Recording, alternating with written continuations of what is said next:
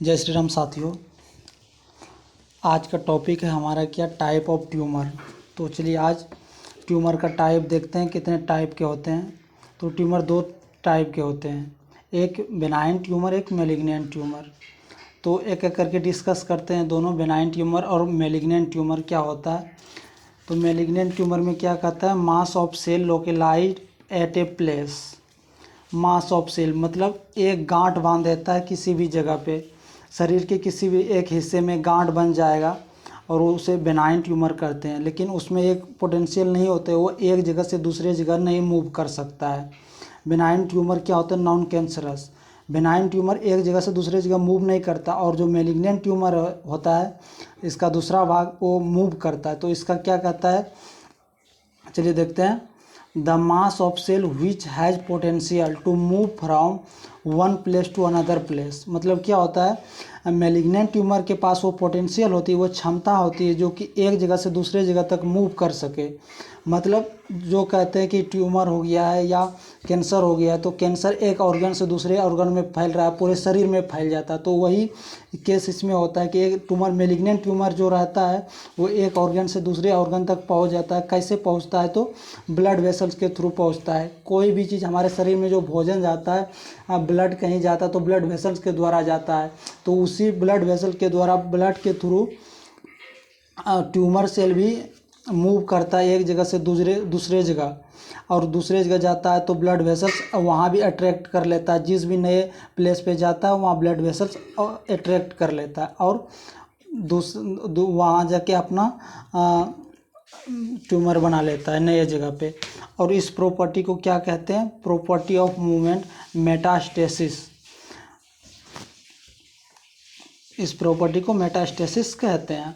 और इस पूरे ट्यूमर को क्या कहते हैं, नियोप्लाज्म। और इसके अंदर जो सेल रहता है उसे नियोप्लास्टिक सेल कहते हैं। Cell within are known as neoplastic cells. और ये क्या रहता है, कैंसरस रहता है। ये नॉन कैंसरस रहता है और ये कैंसरस रहता है। तो क्यों रहता है तो आप लोग समझ लिए कि मैलिग्नेंट ट्यूमर में क्या होता है, एक प्रॉपर्टी रहता है जो कि बेनाइन ट्यूमर में नहीं रहता है। वो प्रॉपर्टी क्या है, एक जगह से दूसरे जगह मूव करता है। ये एक जगह नहीं रहता, एक जगह से दूसरे जगह मूव करता है और वहाँ से भी फैलाते जाते हैं अपने सेल को। फैलाते फैलाते वो जो नॉर्मल सेल रहता है, हमारे बॉडी के लिए सेल रहता है, उस सेल का न्यूट्रिशन, उसका पूरा खाना वो अपने सेल में एब्जॉर्ब कर लेता है, जिससे हमारा सेल धीरे धीरे कमज़ोर होते जाता है। और हमारा देखा जाता है बहुत सारे बाल झड़ जाता है, कमजोरी आने लगता है। ये सब देखा जाता है कैंसर में। ये आगे बताएंगे, आपको डायग्नोसिस भी बताएंगे और इसका ट्रीटमेंट भी बताएंगे। फिलहाल यहाँ फोकस कीजिए। Cancerous cell attract new blood vessels at new location and complete with normal cell for nutrition. क्या करता है कैंसरस सेल, अभी बताएं। अट्रैक्ट कर लेता है न्यू ब्लड वेसल्स को और न्यू लोकेशन पे, और कंप्लीट करता है normal cell for nutrition. Normal cell का न्यूट्रिशन अपने ओर ले लेता है और वो नॉर्मल सेल को कमज़ोर कर देता है, जिससे आदमी भी कमज़ोर हो जाता है। और कैंसर में बहुत सारे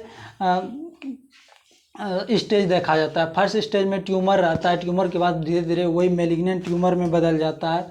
तो धीरे धीरे फर्स्ट से सेकेंड स्टेज थर्ड से स्टेजेस देखा जाता है। तो इसका हम डायग्नोसिस भी बताएंगे, ट्रीटमेंट भी बताएंगे और कैसे कैसे थेरेपी लगाया जाता है, इसमें कौन कौन सा सब चीज़ बताएंगे आगे आप लोग को।